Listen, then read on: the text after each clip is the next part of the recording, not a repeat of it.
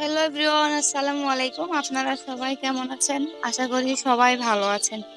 কিন্তু আমি তো ছিলাম বাংলাদেশের জনগণ, যার কারণে আমি ভালো নাই। এই যে দেখেন, গত ভিডিওতে দেখছেন যে মাঝ বরাবর আমার ভারত আর বাংলাদেশের একটা বর্ডার ছিল, কিন্তু আজকে কিন্তু নাই।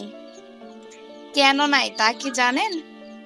কারণ আমাদের এই যে দেশটা ভারত আর বাংলাদেশের যে প্রধানমন্ত্রী, মানে আমি আর আমার হাজবেন্ড, তো যেই বলেন না কেন, মানে ভারতের প্রধানমন্ত্রী আর বাংলাদেশের প্রধানমন্ত্রী কিন্তু পরামর্শ করে জনগণের কি হইলো দেখার বিষয় নাই, মাঝখান দিয়ে মনে করেন পার্টিশনটা উঠাই নিয়ে দুইজন এক হইয়া গেছে।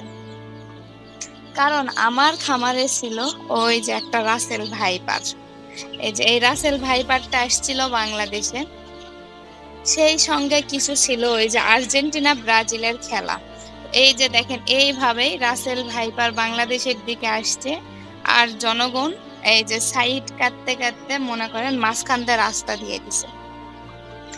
এই রাসেল ভাইপার আর ক্রিকেট খেলার মানে ফুটবল খেলায় মাতিয়ে রেখে আমরা কিন্তু বাংলাদেশটা দখল করে নিছি।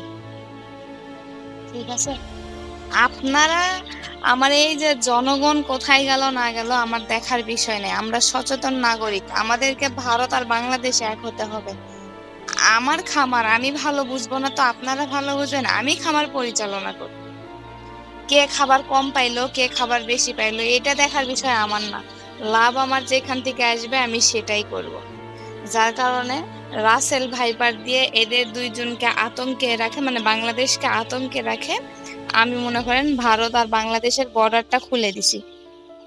ঠিক আছে, ভারত আর বাংলাদেশের বর্ডারটা খুলে দিয়ে এই যে ভারত বাংলাদেশকে কত সুন্দরভাবে দখল করে নিছে। দেখেন, এই যে দুই পাশে শুধু ভারত সেনা আর ভারত সেনা, মাঝখানে পড়ে গেছে এই যে কাল্লা বেডি কাল্লা বেড়া বাংলাদেশি।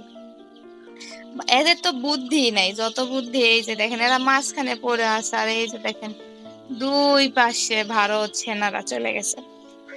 আমার তো এইসব দেখা লাভ নাই যে কে বাঁচলো আর কে মরলো। আমি যেখানে আমার ইনকাম হবে আমি তো সেটাই করব। জনগণের ভালো বুঝছে আমার কি। আপনারা থাকেন রাসেল ভাইপার আর ব্রাজিল আর্জেন্টিনার খেলা নিয়ে, যা দান মারা তা তো মারমো। আমি খামারের নেতা, কারণ খামার তো আমি পরিচালনা করি। আমার থেকে ভালো কি আপনারা বুঝবেন? আর আমি কি আমার লাভ না করে আপনার এদের মতো জনগণের লাভ করব নাকি? তো দেখেন, বাংলাদেশ আর ভারতের বর্ডারেরটা উঠাই দিয়ে আমি মাঝ বরাবর রাস্তা ক্লিয়ার করে দিছি, যেন ভারত, এই দেখেন ভারত সেনারা একদম ফাঁকা। এই যে দেখেন বাংলাদেশের সবগুলা সে হুড়াহুড়ি মারামারি লাগছে। আমি তো এটাই চাইছি আমার খামার রসাতলে যাক, দেখার বিষয় নাই, কিন্তু আমার ভারত সেনারা ভালো থাকে। বাংলাদেশের জনগণের কি কোনো বুদ্ধি আছে? কোনো বুদ্ধি নেই। তো আপনারা টেনশন করেন না, আপনারা থাকেন রাসেল ভাইপার নিয়ে। রাসেল ভাইপার তো মনে করেন আজ থেকে আরো 10, 15, 20 বছর আগেও আসছে। আপনাদের ভিতরে কি নাড়া দিছে? দেয় নাই। এখন নতুন করে নাড়া দেওয়াছি আমি, দেওয়াইছি আমি, কারণ এটা সোশ্যাল মিডিয়ার যুগ, বুঝছেন? তো থাকেন আপনি আপনারা রাসেল ভাইপার নিয়ে।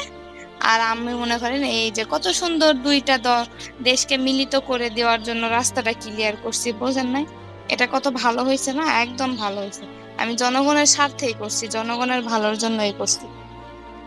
তো ইনশাল্লাহ আর কিছুদিনের মধ্যে রাস্তাটা চলাচল পরিপূর্ণ হইলে মনে করেন রাসেল ভাইপার এদের মধ্যে দিয়ে চলে যাবে। দেখেন রাসেল ভাইপার অলরেডি চলে গেছে, কারণ রাস্তা ক্লিয়ার করে দিয়ে আমি এই যে আমি ইন্ডিয়াতে পার হয়ে আসছি, রাসেল ভাইপার চলে গেছে।